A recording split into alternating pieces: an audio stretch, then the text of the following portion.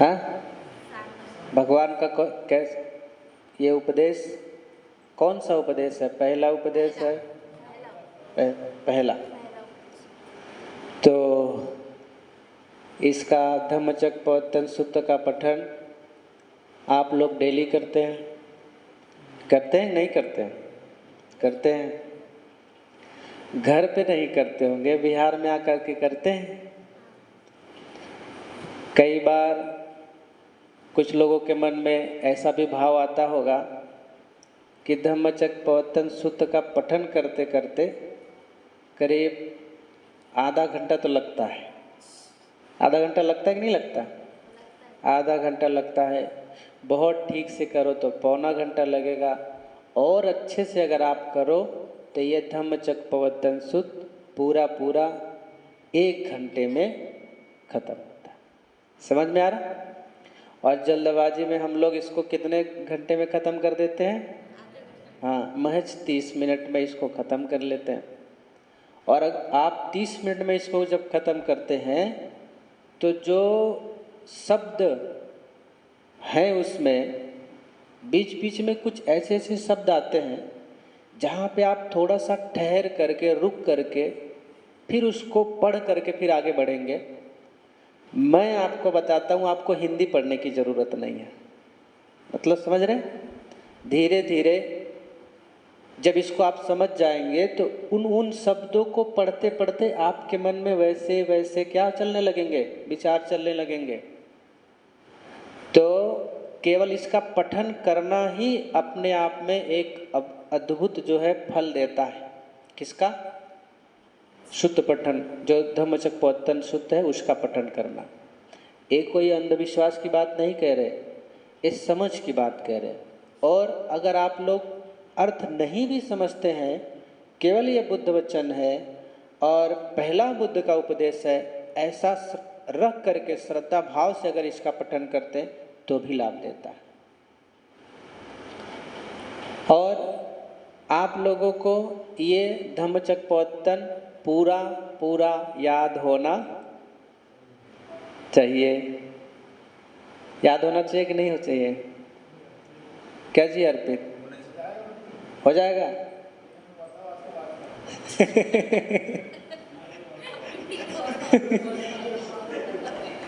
तो इसीलिए हम इसका पठन डेली इसलिए करवा रहे हैं कि डेली किस्से कहानियाँ या फिर भगवान बुद्ध, सिद्धार्थ गौतम ऐसे बोधि प्राप्त का तो बताना ही चाहिए। बाकी जो कहानियाँ हैं आप लोग सुनते हैं, चले जाते हैं, थोड़ी बहुत तो आपके मन में आती है, लेकिन वर्षावास भर अगर आप इसका पठन करते हैं तो ये अद्भुत फल देता है।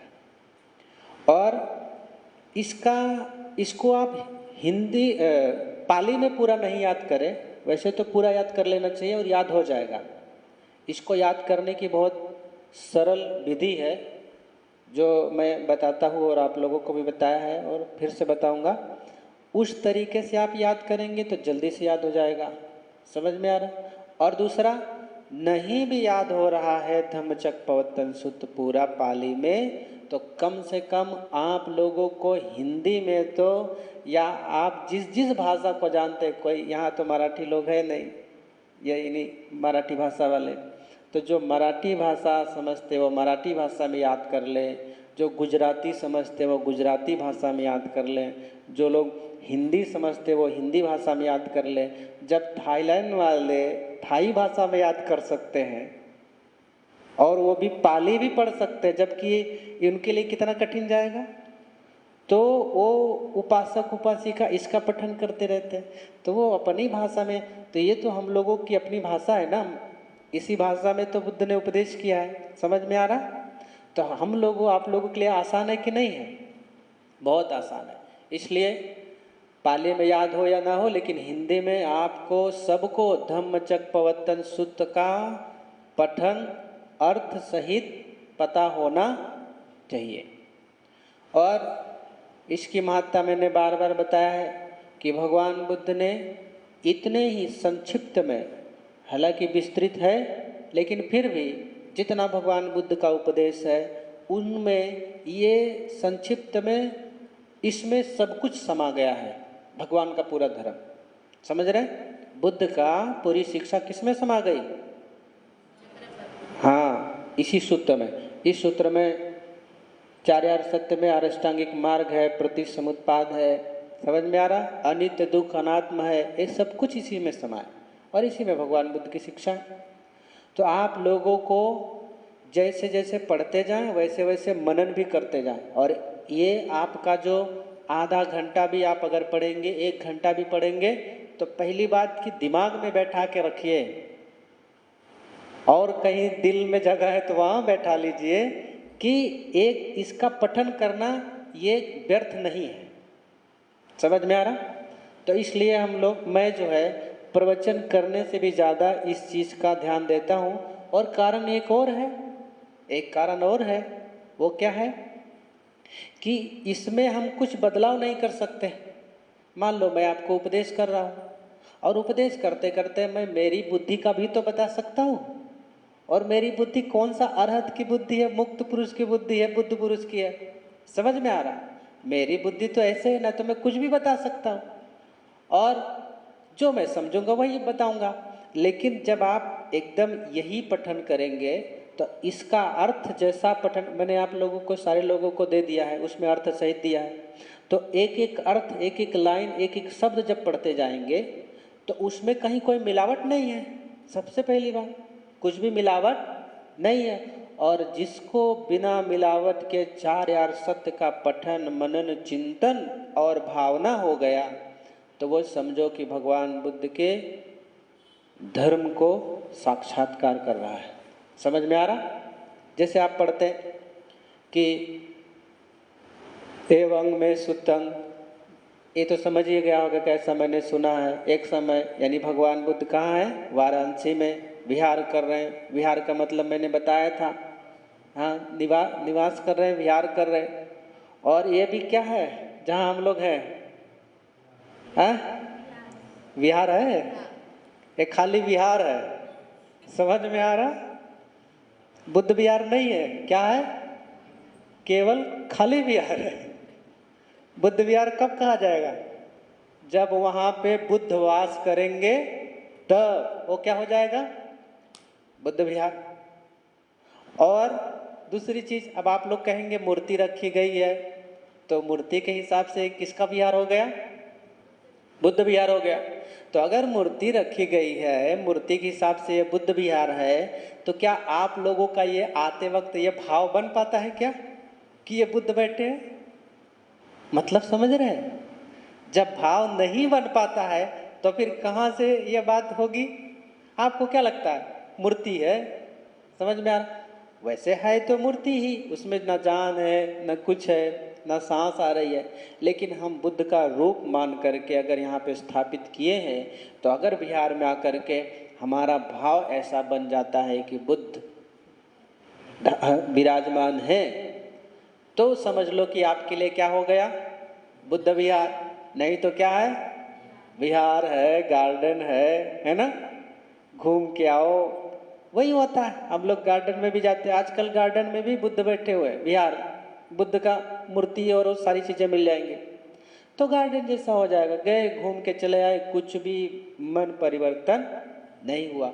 एक बात खूब समझ लीजिए, जब तक आपका हृदय नहीं बदलेगा, जब तक आपका हृदय में भाव नहीं आएंगे, जब तक मन नहीं इसमें समाहित होगा, तब तक विहार में आना आपका सफल नहीं हो सकता। कभी कभी बैठे बैठे सोचिए, चिंतन करिए कि हमको सीधा सीधा बुद्ध का उपदेश मिल रहा है। हमको बुद्ध के उपदेश हम पढ़ सकते हैं, सुन सकते हैं, क्योंकि आज भी जो पाली भाषा है वो बुद्ध के उपदेशों को पाल पोस करके रखी है, इसलिए उसको पाली बोलते हैं। समझ में आ रहा? बुद्ध के उपदेशों को पाल पोस करके रखने वाली है, इसलिए उसको क्या बोला जा रहा है? पाली भाषा। तो पाली भाषा में बुद्ध के उपदेश पूरी तरीके से सुरक्षित है, कहीं कोई मिलावट नहीं है। और अगर कुछ मिलावट भी है तो वो आपकी बुद्धि में समझ में आ ही जाता है, मतलब समझ रहे हैं? तो लेकिन जो मूल चीज़ें हैं उसमें कहीं कोई मिलावट नहीं है। तो आप इस बात को अपने मन में ये सोच करके ऐसी भावना करके रखें कि आज भी हमारे सामने बुद्ध के उपदेश उपस्थित हैं, तो बुद्ध के प्रति श्रद्धा रखें। अपने मन में ऐसा सोचें कि सिद्धार्थ गौतम जब बुद्ध बनते हैं, सिद्धार्थ गौतम से लेकर के, मैं नहीं पिछले जन्म की जो अन्य जातक कथा में जो त्याग है, तपस्या है, तपश्चर्या का जो अंतिम सोपान है बुद्ध का या सिद्धार्थ गौतम का, मैं उसकी बात नहीं कर रहा। समझ में आ रहा? क्योंकि आप जातक कथा उठा के देखेंगे तो एक एक बुद्ध की जो चर्या थी, बोधिसत्व की जो चर्या थी वो अद्भुत है। कहीं कहीं वर्णन मिलता है कि एक बार बोधिसत्व जब शांति पारमिता पूरी कर रहे थे, शांति मतलब होता है सहनशीलता। जैसे शांति और शांति में अंतर है। शांति का मतलब क्या? कि आपका मन शांत है। क्यों शांत है? आपने कुछ अच्छे कर्म किए हैं, ठीक ठाक पूजा पाठ किया है, दान धर्म किया है ना, इसलिए आपका मन क्या है? शांत है। तो उसको क्या कहेंगे? शांति। और शांति क्या होती है? कोई आपको गाली भी दे रहा है, समझ में आ रहा? कोई गाली दे रहा, कोई गुस्सा कर रहा, कोई ईर्ष्या कर रहा, कोई आपके बारे में गलत बात बोल रहा, अपमान कर रहा, निंदा कर रहा, इसके बावजूद भी आप उसके लिए मैत्री कर रहे हैं, इसको बोलते हैं शांति, शांति पारमिता। समझ में आ रहा? ये कठिन है। शांत रहना तो आसान है, लेकिन शांति पारमिता का पूरा करना कठिन है। लेकिन सिद्धार्थ गौतम जब बोधिसत्व के रूप में उनका पूरा जो जीवनचर्या चली आ रही है, तो वो पूरी तरीके से इसका पालन करते थे। एक जगह वर्णन मिलता है कि एक तपस्वी के रूप में साधना कर रहे थे, और साधना करते समय राजा जो है अपनी रानियों के साथ, पट रानियों के साथ, दासियों के साथ घूमने जाता है विहार करने। और विहार करते समय ये साधना कर रहे हैं और वो कहीं और जो है रमण भ्रमण करता है। उसके बाद उसको नींद आ जाती, वो सो जाता है। और जब वो सो जाता है तो उसको सोने के बाद जो उसके दासियाँ थी या रानियाँ थी, वो सब क्या करती हैं? घूमने लग जाती हैं, उस वन को, उद्यान को, बगीचे में घूमने लग जाती हैं।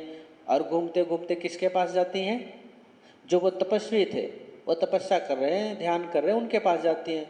क्योंकि अक्सर तपस्वी आकर्षित कर ही लेते हैं और सबको करते हैं, राजा, रंक, फकीर, सबको जो है तपस्वी आकर्षित करते हैं। चाहे धन वाला हो, गरीब हो, कुरूप हो, स्वरूप हो, कैसा भी हो, उसको आकर्षित करते हैं। बहुत सारे लोग अपने जो मान है, अहंकार है, उसको नहीं हटा पाते, इसलिए उनके पास नहीं जा पाते। और बहुत सारे लोग अपना मान अहंकार हटा लेते हैं तो उनके पास चले जाते हैं। तो वैसे ही सारे लोग, सारी जो है रानियाँ किसके पास चली गई? वो बोधिसत्व जो चर्या कर रहे हैं उनके पास चली गई। और वहाँ जा कर के कुछ जो है कथाएं और कुछ बातें वहाँ क्या करती हैं? सुनने लगती हैं, श्रवण करने लगती हैं। और इतने में राजा की नींद टूट जाती है। और जब राजा की नींद टूटती है तो खोजने लगता है, देखने लगता है कि कहाँ कोई है, तो कोई उसको दिखाई नहीं देता। तो खोजते खोजते जाता है तो पाता है कि सारी रानियाँ कहाँ पे बैठी हुई हैं? तपस्वी के पास। अब इसको क्रोध आता है। अक्सर लोगों को ना अपने घर का है और सारी चीज़ों का क्रोध कई बार इधर ही आके निकलता है। समझ में आ रहा? घर में जिसकी कोई नहीं सुनता होगा, वो भी आकर के विहार में इसको उसको सुना देता है, जिसका घर में कोई सुन नहीं रहा। तो वो तो राजा थे, उनका कोई ना कोई सुन रहा था। तो वो जो है आकर के गुस्सा हो जाता है, क्रुद्ध हो जाता है और मारने को उतारू हो जाता है। तो अपने जो है, जो क्या कहते हैं, वो जल्लाद को क्या बोलते हैं? हैं? वही जो उनके मारने पीटने वाले थे, उनको बुलाता है। हाँ, उनको बुलाता है और उसको बोलता है, पहले तो उसको पूछता है कि तुम्हारा क्या वाद है, किसको मानते हो, तो तुम्हारा वाद क्या है, तुम्हारा सिद्धांत क्या है, किस सिद्धांत को मानते हो? तो वो कहता है कि मेरा वाद जो है क्षमावाद है, यानी शांतिवाद है, क्षमा कर देना ही मेरा वाद है। अच्छा, तुम्हारा वाद क्षमा कर देना, ठीक है। तो वो बुलाता है और उसको बोलता है 1000 कोड़े मारो। उसको 1000 कोड़े मारता है और फिर पूछता है, अब बताओ तेरा क्या वाद है? तो वो बोलते हैं कि राजन, मेरा क्षमावाद है। तो बोलता है 2000 कोड़े मारो। 2000 कोड़े मारते हैं। फिर पूछते हैं तुम्हारा क्या वाद है? तो फिर वो क्या बोलता है? राजन मेरा क्षमावाद है। अच्छा क्षमावाद है। उसके बाद बोलता है किसका हाथ काट दो। हाथ काटता है। फिर पूछता है, फिर वही बोलता है, वही जवाब। दूसरा हाथ काट दो, पैर काट दो, दूसरा पैर काट दो, नाक काट दो, कान काट दो। समझ रहे? नाक, कान, हाथ, पैर सब कुछ काट रहा है, उसके एक एक अंग काट रहा है और फिर उससे पूछता जा रहा है कि तुम्हारा क्या वाद है। तब भी वो क्या बोल रहा है? क्षमावाद। कोई ऐसा कर पाएगा? और कोई क्यों करेगा ऐसा? समझ में आ रहा? आप लोगों का तो जितना आदमी को बल रहेगा उतना विरोध करेगा। तो जब इस स्थिति में आ जाता है तो राजा बोलता है कि अंतिम में कि अब बता तेरा क्या वाद है। नाक कान सब कुछ काट दिया, हाथ पैर। फिर पूछता है बता तेरा क्या वाद है। तो वो तपस्वी बोल रहा है कि राजन मेरा क्षमावाद है और मेरी क्षमा मेरे हृदय में वास करती है और वहाँ तक तुम्हारी कोई भी तलवार की पहुँच नहीं है। तुम मुझे मार सकते हो, इस शरीर को नष्ट कर सकते हो, लेकिन मेरे भीतर जो क्षमा है उसका तुम दमन या समन नहीं कर सकते। तो वो राजा उसको लात मारता है और बोलता है कि जा तुझे तेरी क्षमा बचाए। और उसमें वर्णन ऐसा मिलता है कि वो राजा थोड़ी दूरी पर जाता है और धरती में समा जाता है, यानी मृत्यु को प्राप्त हो जाता है। उसके बाद एक व्यक्ति उसके पास जा रहा है, चाहे देवता कहें चाहे जो भी, उस तपस्वी के पास जाता है और बोलता है कि तुम इस राजा के लिए, इसके लिए क्यों नहीं कुछ अपने मन में बुरे भाव लाते? तो बोलते हैं नहीं, मैं इस तरह से इस राजा के मन में, राजा के लिए बुरा भाव नहीं ला सकता। और वहाँ पे ऐसा भी वर्णन है कि वो किस लिए ये सब नहीं कर रहे हैं, क्योंकि उनको क्या प्रिय है? उनको बुद्धत्व प्रिय है। क्या प्रिय है? बुद्धत्व प्रिय। अब आप, ये तो पहले की कहानियां हैं, पूर्व जन्म की सब चली आ रही है, तमाम वर्णन मिलता है और ये सीख भी देती है। अगर आप लोगों को इन पर विश्वास नहीं हो रहा है और करना चाहिए, नहीं हो रहा है, तो जो आप सिद्धार्थ गौतम से बुद्ध तक का जो सफर है वो भी आप देख लीजिए, कितना कठिन है, कितना कठिन है। 6 साल की तपस्या, कठिन तपस्या, जो हमेशा जो है अच्छे अच्छे व्यंजनों को भोग लगाता था, भोजन करता था, वो कहीं भी जा रहा है, रूखा सूखा रोटी कहीं भी कुछ भी मिल जा रही, भोजन कर ले रहे हैं। वर्णन मिलता है कि वो भोजन खाते थे तो उनको उल्टी हो जाती थी, पच नहीं पाता था वो भोजन, जो बाहर के भोजन उनको मिलते थे, उल्टी हो जाती थी। लेकिन फिर भी वो अपनी चर्या नहीं छोड़े और उनके वस्त्र पूरी तरीके से छिन जाते थे, पैर छिन जाता था, शरीर बिल्कुल, आप ये तो सारी कहानियां आप तो सुन चुके हैं ना सिद्धार्थ गौतम के बारे में, कि कितनी कठिन से कठिन तपस्या, एक एक जौ खा करके, चना खा करके, मटर खा करके, जो है चावल के दाने खा करके एक एक वो अपनी चर्या कर रहे हैं। क्यों कर रहे हैं? कभी सोचा है ये? कभी आप लोग चिंतन मनन किए कि खाली अपने लिए किए थे क्या? अगर उनको अपने लिए ही होना होता तो वो, उनको क्या दिक्कत थी? और इतना कठिन तपस्या क्यों करते? वैसे ही सुख भोग में, ऐश्वर्य भोग में थे। लेकिन नहीं, हमारे लिए, आपके लिए, समस्त मानव जगत के लिए, प्राणी जगत के लिए उनके ऊपर करुणा कर, इसलिए उनको महाकरुणिक कहा जाता। उनके ऊपर करुणा करके, दया करके सिद्धार्थ गौतम इतनी कठिन तपस्या करते हैं और इतनी कठिन तपस्या करके हमको धम्म दे रहे हैं, जो हमको सहज सरल रूप से हमारे पास मिल जा रहा है। और हम आचरण करने में इतना ज़्यादा जो है कंजूसी कर देते हैं, समझने में इतना ज़्यादा कंजूसी करते हैं, नहीं आचरण में हो रहा है। मैं कहता हूँ बहुत कठिन बात है, कम से कम श्रवण तो कर सकते हो। श्रवण करने में कंजूसी कर रहे हैं, और श्रवण करोगे तो उम्मीद है कि आचरण भी होगा। लेकिन आप सोचिए, हम थोड़ी भी अगर समझते और फिर हमारी कितनी श्रद्धा बुद्ध पर बलवान हो जाती, लेकिन हमारी श्रद्धा बुद्ध पर बलवान नहीं होती, हम बुद्धि पे श्रद्धा नहीं कर पाते। कारण है कि हम उस महत्ता को नहीं समझ पाते कि भगवान बुद्ध ने हम लोगों के लिए कितना त्याग और तपस्या किया है। आपके लिए कोई थोड़ा सा त्याग कर दे तो आप उसके लिए भर जाते हैं हृदय से, अरे मेरे लिए तो इसने ये किया वो किया। लेकिन बुद्ध के लिए हमारे मन में ऐसा भाव नहीं आता, लेकिन ऐसा भाव आना चाहिए। और जब ऐसा भाव आएगा, आप लोग श्रद्धा के बाद ही जो वीर है, जो है इस और सारी चीज़ें हैं, ताकत है धर्म के लिए काम करने की, वो श्रद्धा के बाद ही प्रकट होती है। समझ में आ रहा? तो कोशिश करें बुद्ध के प्रति खूब श्रद्धा रखें। और बुद्ध के प्रति श्रद्धा रखने का मतलब है कि बुद्ध ने जो उपदेश किया है उन उपदेशों का बार बार चिंतन मनन और क्या कहते हैं भावना करना चाहिए। तो आज का दिन इतना ही, बहुत ज़्यादा ना बोलते हुए मैं रुकता हूँ। और यही आप लोगों से कहता हूँ कि जितना भी समय मिले